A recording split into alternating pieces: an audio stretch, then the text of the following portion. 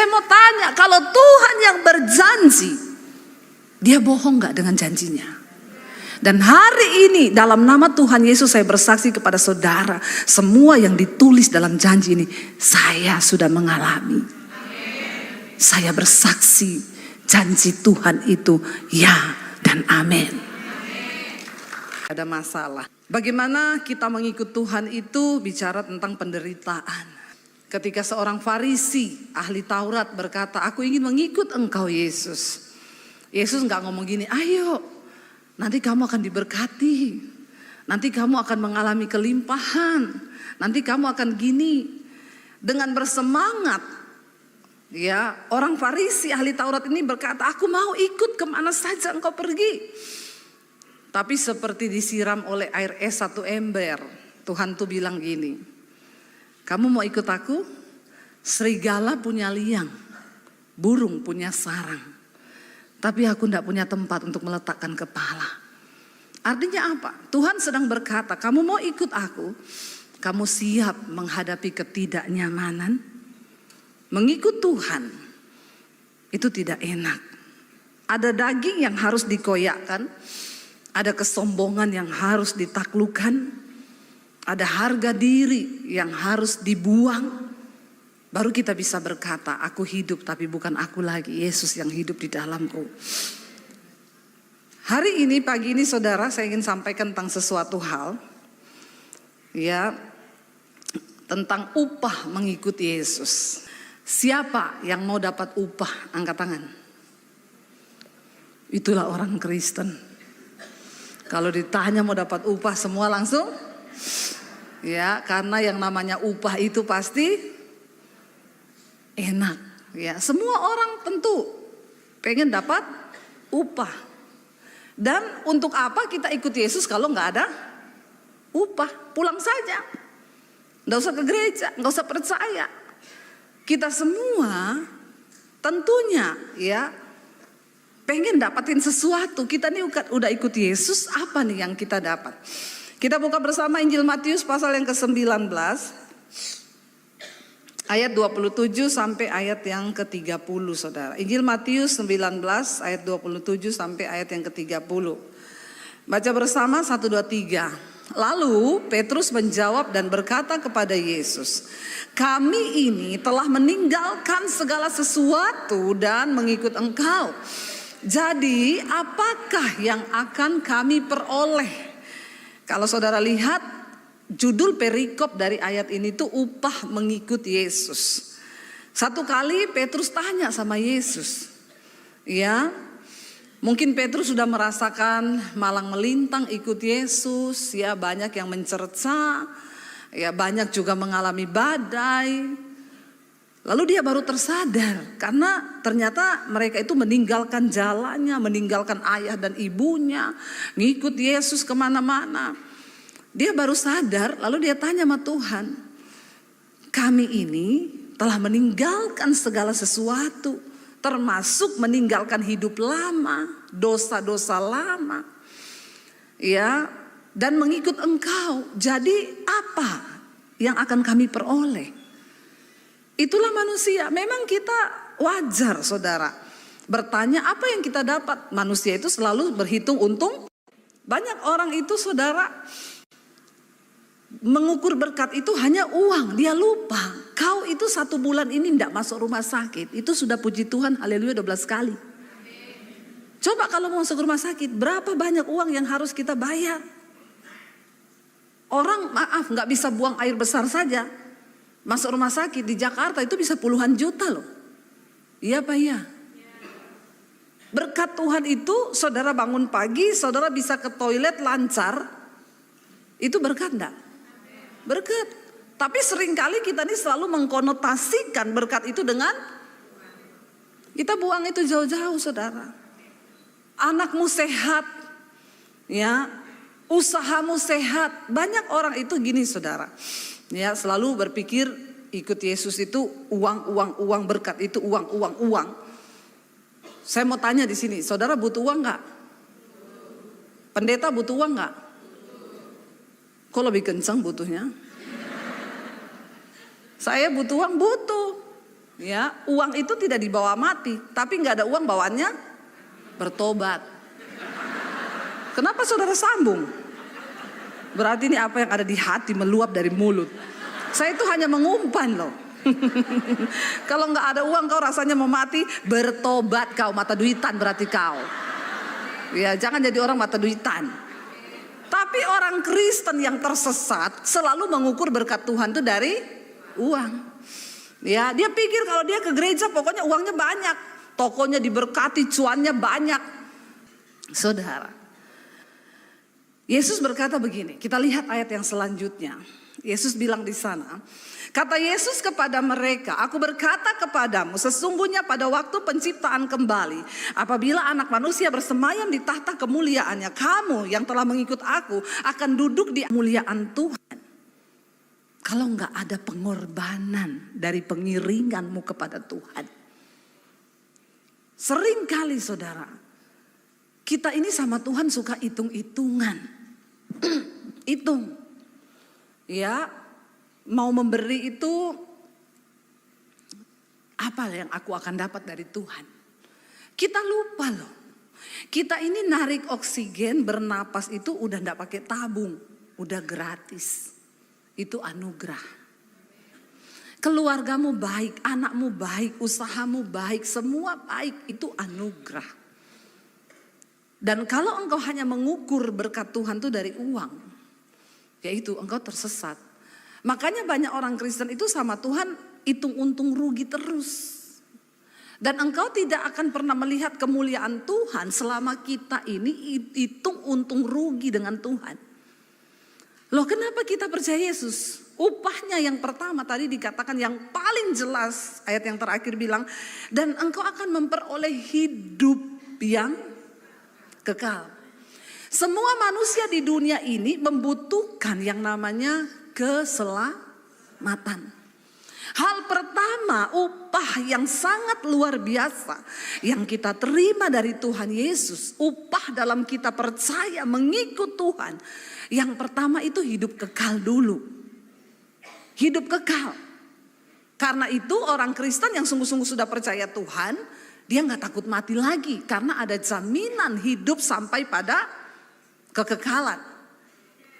Karena itu setiap kita hari ini sudah gak takut mati kan? Semua sudah siap mati? Yang sudah siap mati tolong angkat tangan. Kenapa kau tertawa? Saya itu tanya yang sudah siap mati, bukan yang sudah mau mati. Saudara siap atau tidak? Kalau waktunya datang, tidak bisa diundur. Jadi daripada kau tidak siap, lebih baik mempersiapkan diri pada kematian. Itu bukan beli peti yang ada gambar Tuhan Yesus warna putih yang mahal, bukan. Tapi putihkan hatimu dan hidupmu, hidup dalam kekudusan. Buang semua dosa. Yang selingkuh bertobat. Ada di sini masih suka selingkuh? Bertobat kau. Ya, ada orang datang sama saya, Bu Debbie, saya ini dia pejabat. Saya ini pejabat, Bu, tapi saya itu satu kelemahan saya. Apa, Pak? Saya ini suka jatuh sama perempuan. Itu bukan kelemahan, Pak, kelebihan. Jangan kau bilang kelemahan, itu Bapak kelebihan. Terus saya tuh mau tanya, Bu, bagaimana ya supaya saya ini bisa tobat ya, Bu, enggak begitu-begitu lagi. Saya tuh kalau datang ke Jakarta, kan dia dari daerah, baru pesawat baru mau landing nih, Bu, udah cepat-cepat pengen hidupin HP, pengen telepon perempuan, suruh datang ke hotel. Jadi Bapak ini mau datang sama saya minta apa? Minta nasihat, bagaimana ya, Bu, supaya saya berubah. Saya tidak akan mendoakan Bapak, karena biar saya tumpang kaki juga, kalau Bapak memang enggak niat bertobat, enggak bisa, Pak.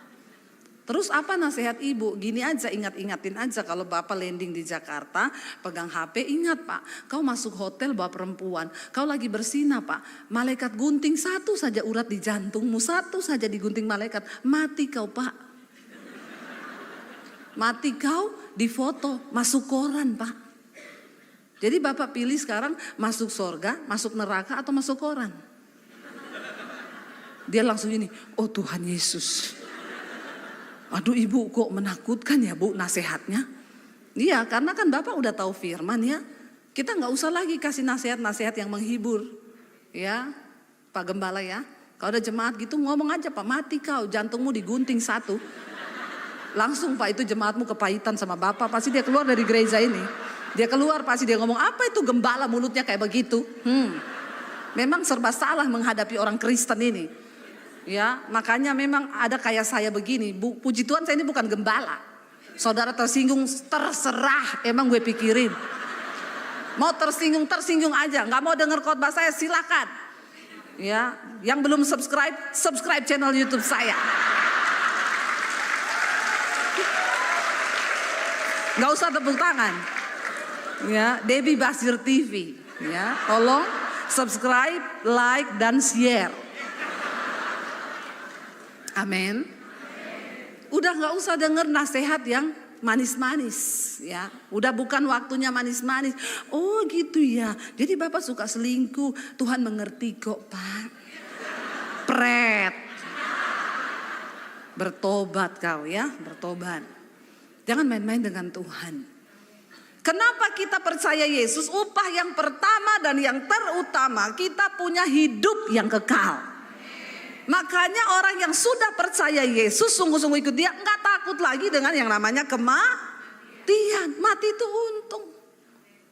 Kita beristirahat dari segala jerih lelah. Makanya kalau ada orang konseling sama saya, Pak, dia bilang, Bu, saya ini punya masalah, bergumul, saya sudah capek hidup. Udah hidup, hadapi masalahmu, amin. Jadi gitu, kita nih hadapi jemaat harus pinter-pinter loh, Pak. Pakai ayat saja, pakai ayat. Nggak usah pakai yang lain. Saudara, ikut Yesus nomor satu, upahnya hidup kekal. Tidak ada satupun tokoh agama yang berkata, akulah jalan kehidupan dan kebenaran. Tidak ada seorang pun sampai kepada Bapa kalau tidak melalui Yesus. Dia adalah juru selamat bagi manusia. Ada jaminan kehidupan kekal kepada orang yang percaya kepada Yesus. Yang kedua, saudara, baru untuk yang di dunia ini. Jelas sekali tadi kita baca di sana Yesus berkata, kalau engkau sudah meninggalkan ayahmu, ibumu, rumahmu, ladangmu, hartamu, semuanya tidak berarti lagi karena Yesus, baru engkau bisa memperoleh lipat kali ganda. Tapi banyak orang Kristen gitu. Dia pelit setengah mati tapi berharap dapat lipat kali. Pret nggak? Ya, ngomong sendiri ya. Pretnya agak mantap gitu kayak saya gitu ya. Dia sendiri nggak berani berkorban hidup, nggak berani berkorban tenaga, nggak berani berkorban uang, nggak berani berkorban perasaan, tapi dia pengen dapat upah. Engkau main judi sama Tuhan.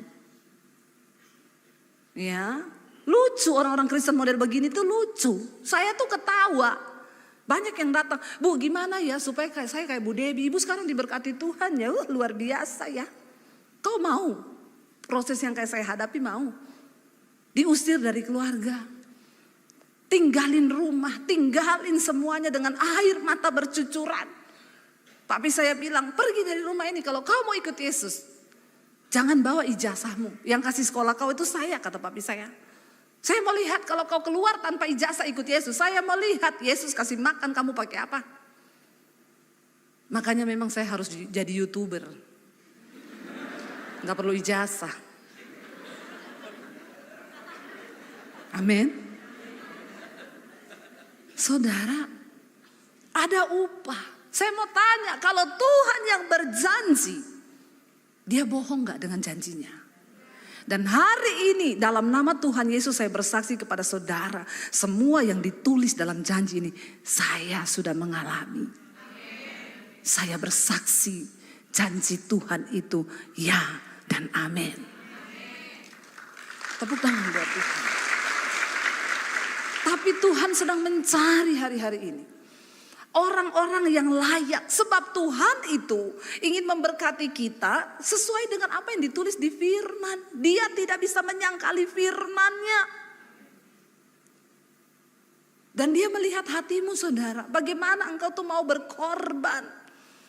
Ya, kita hidup ini bukan hanya sekedar hidup loh.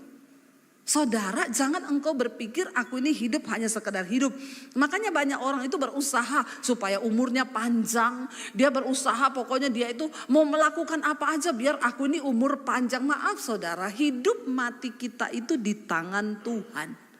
Biarkan Tuhan menemukan alasan untuk memberkati hidupmu, memperpanjang umurmu. Karena engkau hidup menjadi berkat bagi banyak orang. Udah hidupnya jadi batu sandungan, pelit, kikir, minta umur panjang lagi. Ya, saudara, bagaimana supaya Tuhan memberkati janjinya? Ya kita harus melakukan firman. Jangan ada seorang pun yang merasa sombong di sini. Saya selalu berkata begini, jangan sombong kalau hari ini engkau merasa engkau masih muda. Karena syarat untuk mati itu bukan harus tua. Jangan sombong kalau hari ini engkau merasa engkau sehat. Kolesterolku normal, asam urat normal. Ya, semuanya normal saya Bu, nggak ada sakit. Jangan sombong. Karena syarat untuk mati tidak harus sakit. Banyak orang lagi sehat, dipanggil. Saya selalu berkata, engkau hidup sehat itu baik saudara. Saudara nge-gym, olahraga, minum vitamin bagus. Tapi itu bukan untuk memperpanjang umur. Itu hanya untuk engkau hidup sehat. Karena hidup sakit-sakitan juga jadi batu sandungan. Kita hidup sehat, jaga makan. Ya, makan yang benar itu untuk hidup sehat. Saya bilang, saya dan suami sekarang ini lagi merubah lifestyle kami, cara hidup kami, pola hidup. Kalau dulu makan nasi 2, ya 1-1, kadang 1,5. Sekarang kami bertobat, 1 nasi bagi 2. Kadang-kadang nggak pakai nasi. Ya, dulu kalau parkir cari yang deket, sekarang parkir cari yang jauh biar jalan agak jauh. Ya, ada lift naik tangga aja, tapi kalau di hotel lantai 21 ya naik lift saya. Jangan saudara suruh naik tangga ya. Nanti urat saya ya kram semua. Jadi kita mulai merubah pola hidup kita. Kenapa? Kami ini kepengen menguruskan badan sedikit. Bukan supaya umur panjang, bukan. Karena hidup ini sudah berat. Ya. Kalau badanmu berat semakin berat pergumulan hidupmu nak. Jadi turun-turunkanlah badan. Sehat dia. Makannya sehat. Matinya ketiban alat berat. Lo bener. Jangan andalkan apapun. Tapi taruh andalanmu tuh benar-benar kepada Tuhan. Ya. Dan jangan takut kalau memang sudah waktunya mati. Ya mati. Saya bersyukur sekarang orang-orang yang mendengarkan khotbah-khotbah saya setiap malam ikut mesbah doa, pagi ikut mesbah syukur, mereka tuh sekarang mengerti.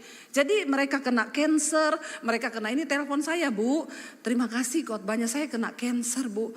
Tapi saya berserah sama Tuhan. Kalau sudah waktunya mati ya sudah saya mati. Tapi kalau belum ya Tuhan beri saya umur panjang. Gitu aja hidup ini. Amin. Tapi kenapa bisa begitu? Karena kita yakin di dalam Yesus itu ada hidup yang kekal. Saya pernah saudara tidur nyenyak banget, enak banget, indah banget seperti di Padang. Terus tiba-tiba ada suara yang bilang gini, kalau kamu terusin tidurmu ini kamu mati loh. Saya gak pengen bangun loh, karena enak banget. Tapi saya ingat anak saya masih kecil, nanti suami saya kawin lagi, langsung saya bangun. Bangun saya, bangun. Gue bangun, ingat suami mau kawin lagi, bangun langsung saya. Ya, tapi benar itu indah. Dan memang benar Alkitab bilang orang mati itu dia beristirahat dari jeli lelahnya di dunia ini. Makanya kalau ada masalah jangan coba-coba mengeluh, capek Tuhan. Dipanggil nanti kau. Di absen sama malaikat, Tuhan bilang capek dia, panggil pulang. Mau dipanggil pulang cepat. Makanya jangan terlalu banyak mengeluh, nggak usah bersungut-sungut. Ada masalah hadapi, mengucap syukur, jalani semuanya, jalani proses tanpa protes. Amin. Jalani dengan Tuhan. Yang pertama itu hidup kekal saudara. Ya, yang kedua baru Tuhan tambahkan berkat-berkat materi itu. Tapi ketika engkau juga rela berkorban. Meninggalkan ayahmu, ibumu, ladangmu, rumahmu. Ini semua hal-hal berharga loh di dunia. Keluarga, orang tua. Itu kan berharga bagi kita. Ketika sikap hatimu tidak mencintai sesuatu melebihi mencintai Tuhan. Dia tahu hatimu, saudara. Banyak orang berkata begini, saya tuh mau Bu menjadi berkat Bu, tapi kan saya sekarang ini aja uang saya pas-pasan. Saudara, persembahan terbesar yang dicatat di Alkitab bukan dari orang kaya, tapi dari seorang janda miskin. Kenapa dikatakan itu persembahan terbesar? Bukan jumlahnya, tapi sikap. Karena Tuhan itu melihat hati. Kalau engkau pelit, enggak mungkin engkau itu bisa mengalami berkat dan terobosan dalam hal keuangan. Maaf ya, pelit enggak. Tuhan enggak ada alasan untuk memberkati kau. Dikasih duit, dia punya slogan gini, sekali masuk kantong, dalam nama Yesus tidak boleh keluar-keluar lagi. Wes sudah jauh, harapan jauh. Ya, bahkan ada orang-orang yang hidup terkutuk. Dia tuh enggak dapat karunia untuk menikmati. Tidak dapat karunia. Saya belajar, saudara. Saya tuh bersyukur hari ini kami sangat diberkati Tuhan. Ya, sangat diberkati Tuhan. Kami belajar, saya tuh menabur bukan ketika saya sudah kaya. Dari kami pas-pasan kami belajar menabur. Saya ingat saya tinggal punya uang 50.000. Dibuka sama suami saya. Tidak lama suami saya masuk. Saya ada penjual soto dekat gereja. Kenapa? Mau pinjam uang. Dan dia bukan orang Kristen, dia agama seberang. Saya tanya, pinjam berapa? 50.000. Saya bilang uang kita tinggal 50.000. Kenapa juga dia pinjam pas? Mbok yo pinjam separuh bagi 2 ya. Saya tanya pinjam buat apa? Anaknya demam. Kata suami saya gini, aku terserah kamu. Kan kamu yang lebih peka sama Tuhan. Kalau kamu bilang kasih, kasih. Kalau kamu bilang jangan, ya jangan. Dia juga menaruh imannya kepada saya. Saya bilang nanti kalau besok gak ada duit, dia salahin saya lagi. Siapa suruh kau kasih kemarin? Jadi saya tuh bingung. Saya hanya berdoa, Tuhan, apa yang harus saya putuskan? Karena kami juga harus berhikmat. Besok anak saya susunya habis. Firman Tuhan berbicara, kesusahan sehari cukup untuk sehari. Sebab besok ada kesusahannya sendiri. Tapi ayat ini tidak berlaku ketika kau gajian. Terus kau pergi ke mall. Terus kau belanja, kau bilang kesusahan sehari cukup untuk sehari. Itu bodoh. Nanti kau kesulitan uang. Tuhan bilang syukur. Akhirnya saya bilang sama suami, kasih aja. Saya bilang yang pertama, gini saya. Dikasih dia pulang nih. Dia bilang nanti saya ganti minggu depan. Suami saya bilang enggak usah diganti Pak. Kalau engkau sudah memberi, jangan kau harap balas. Ya, kasih. Jangan kau harap ganti. Kalau hatimu enggak sampai untuk memberi, jangan kau kasih. Daripada kau berdosa. Banyak orang Kristen ngasih pinjaman, dia nagihnya di Facebook, di Instagram. Nyinggung. Ya, gaya selangit, utang enggak bayar. Bayar dulu utangmu. Kau berdosa, kau enggak terima apa-apa, upahmu enggak ada di hadapan Tuhan. Alkitab bilang, kalau kau beri, jangan harap kembali. Makanya beri sesuai takaran imanmu. Orang pinjam 10 juta, kau enggak bisa kasih 10 juta. Wah ini kalau dia enggak ganti, saya jadi berdosa nih. Kasih aja sekerelaanmu. Saya enggak bisa kasih kamu 10 juta. Jangan bilang gak ada duit. Bilang aja saya enggak bisa ngasih kamu 10 juta. Tapi saya kasih 2 juta, enggak usah ganti. Ambil aja. Kalau memang dia benar-benar butuh. Tapi kalau imanmu nyampe 10 juta ya kasih. Maka kau akan diberkati. Saudara waktu itu saya bilang sama suami. Pertama ya dia tuh penjual soto dekat gereja kita. Yang lebih kaya dari saya dan suami itu banyak. Kami ini cuma naik motor ke gereja waktu itu. Kita pelayanan naik motor. Kadang bonceng 5, anak saya 3 tuh. Iya saya ngalami saudara. Yang pertama saya bilang sama suami saya. Kenapa dia datang sama kita loh? Kenapa dia nggak datang sama yang lebih kaya, yang naik mobil? Saudara, kalau ada orang minta tolong padamu, bersyukur, berarti tampangmu itu masih tampang malaikat. Amin. Coba kau kira-kira ya, kalau 1 bulan ini kau tidak pernah ada orang minta tolong, kau berkaca lah, mungkin sudah ada tanduk 2 di kepalamu. Orang udah lihat kau kayak setan, makanya dia nggak berani minta tolong sama kau. Loh bener itu anugerah. Kalau ada orang masih datang minta tolong sama kita tuh anugerah, saudara. Saya bilang sama suami itu anugerah loh saya. Dia datang sama kita. Ya. Habis itu ya sudah kita kasih.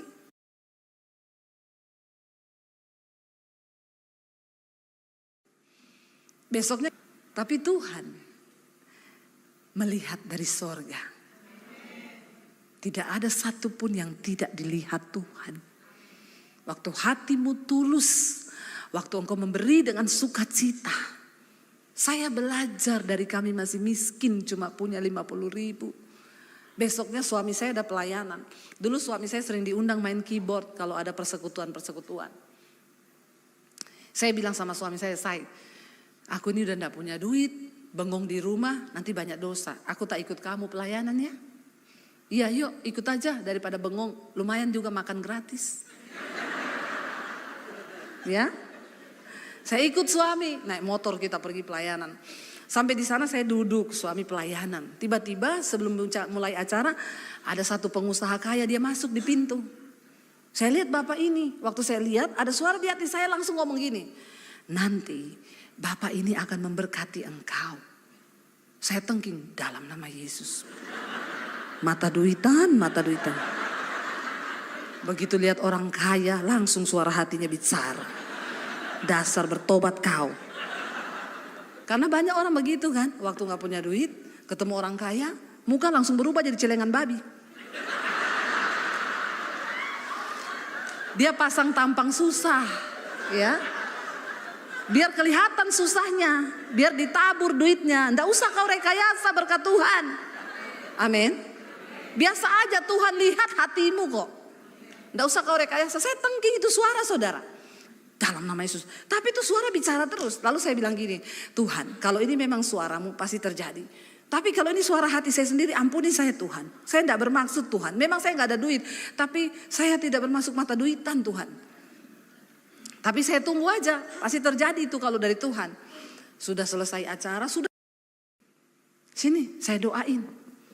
Kita disuruh duduk. Saya bilang, oh berkatnya doa. Bukan cuma duit, berkat itu juga bisa doa. Dia doakan kami, Tuhan berkati kedua hambamu gini. Oke, terima kasih banyak Pak doanya. Tunggu, Tuhan suruh saya nih, semua yang ada di dompet saya disuruh kasih sama kalian. Yakin Pak? Iya. Dia ambil semua yang ada di dompetnya, saudara. Saya ingat banget waktu itu 750.000, 20 tahun yang lalu. Ini ada uang 750.000. Tuhan suruh saya kasih semua. Saya tanya, terus Bapak pulang pakai apa? Bapak pulang nih gak ada duit loh. Saya pinjemin 50.000 ya Pak. Kok jadi bingung ya? Dia bilang gak usah Bu, saya ada sopir. Oh ini ya, terima kasih banget loh Pak. Ini juga jawaban doa bagi kami. Oh iya, Tuhan berkati, Tuhan berkati. Turun di tangga gini, tunggu dulu. Punya rekening BCA enggak? Tuhan suruh saya ini. Terus saya bilang, oh iya punya Pak. Berapa ya nomor rekeningnya? Enggak hafal Pak. Jangan sampai kamu enggak hafal nomor rekeningmu, saudara. Nomor rekening itu harus hafal di luar kepala.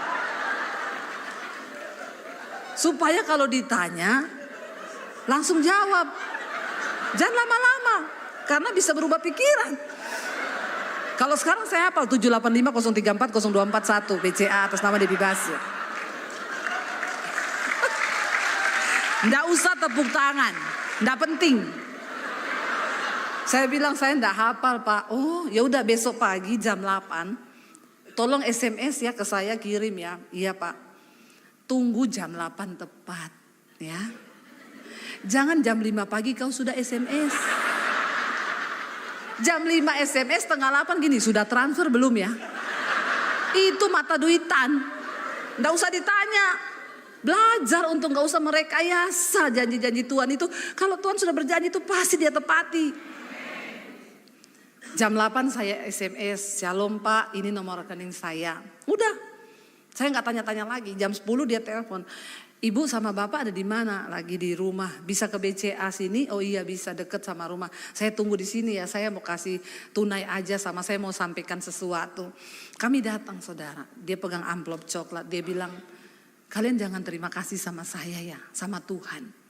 Saya tuh gak pernah gini loh. Tapi Tuhan suruh saya, ini ada uang 10 juta. 20 tahun yang lalu. Ini dari Tuhan. Saya juga gak tahu, tapi Tuhan suruh saya berkati kalian." Saudara, uang 50.000 semalam. Besok jadi 10.750.000. Gini loh saudara, saya bukan mau ngajari saudara tuh berjudi. Enggak. Tapi Tuhan itu melihat hati, janjinya. Waktu engkau itu sayang dengan uang, Tuhan itu kan melatih kita dari hal-hal yang kecil. Tuhan berkata, saat engkau menolong orang yang kesusahan, saat menolong mereka yang lemah, itu sama dengan engkau lakukan bagiku. Yesus berkata, saat aku di penjara engkau membesuk aku, saat aku di rumah sakit engkau menolong aku, saat aku lapar kau beri aku makan. Mereka bilang, "Kapan engkau lapar Tuhan? Kapan engkau di penjara?" Karena sesungguhnya segala sesuatu yang kau lakukan bagi sesamamu manusia yang lemah, itu sama dengan engkau lakukan bagiku. Nanti terus pulang dari ibadah, siapa yang mau pinjam uang 50? Siapa? Nih tak kasih pinjam, mau pinjam? Nggak bisa direkayasa, Tuhan itu nggak bisa direkayasa. Amin. Jadi semua itu dari hati. Saudara, sampai hari ini pun, ya, saya dulu kehilangan rumah, saya kehilangan segala sesuatunya. Hari ini Tuhan balikan semuanya berlipat kali ganda. Ayo alami janji Tuhan yuk. Tuhan itu mau loh. Tapi kenapa janjinya tidak terjadi? Sebab ada penghalang. Karena dia gak bisa menyangkali firman-Nya. Dia berkata orang yang murah hati akan beroleh kemurahan. Itu harga mati. Gak bisa saudara tawar. Saudara pelit tapi saudara berharap kemurahan. Gak bisa. Gak bisa, Tuhan tuh gak bisa mengingkari apa yang sudah ditulis. Jadi kalau engkau mau mengalami janji Tuhan, upah mengikuti Yesus. Hari ini saya melihat itu semua Tuhan genapi saudara. Tuhan genapi begitu luar biasa, kami hanya tiap hari cuma wow. Saya mendengar orang-orang hidupnya dipulihkan. Yang mau cerai gak jadi cerai. Orang-orang yang akhirnya dulunya sudah gak beriman sekarang percaya. Orang-orang yang jatuh dalam dosa sekarang bertobat. Itu yang menggembirakan. Jadikan hidupmu itu menjadi dampak ketika engkau melakukan firman Tuhan. Karena satu saat ketika kita mati, satu saat nanti kita akan berhadapan dengan Tuhan. Dan Tuhan akan tanya, apa yang sudah engkau buat bagi kemuliaanku selama engkau hidup. Tuhan tidak akan tanya hartamu, dia tidak tanya jumlah depositmu. Tapi dia tanya, apakah hidupmu sudah berdampak. Saudara, ada upah bagi orang yang sungguh-sungguh mencintai dan mengikuti Tuhan. Shalom Bapak Ibu. Ada masa dalam hidup ketika kita sudah berusaha, berdoa dan mencari jalan, tetapi semuanya terasa tertutup. Di saat seperti itu mudah untuk berpikir bahwa Tuhan diam. Namun seringkali justru ketika kekuatan kita habis, Tuhan mulai menunjukkan pekerjaannya. Tuhan tidak dibatasi oleh keadaan, waktu, atau kemungkinan menurut manusia. Apa yang terlihat buntu bagi kita bisa menjadi awal dari cara Tuhan bekerja yang tidak pernah kita bayangkan. Karena itu, janganlah menyerah saat belum melihat jawaban, tetapi percaya, tetap melangkah, dan tetap berharap. Ketika tidak ada jalan, bukan berarti akhir. Bisa jadi itu adalah saat Tuhan mulai bekerja dan membuka jalan yang baru. Terima kasih, Tuhan memberkati kita semua. Amin.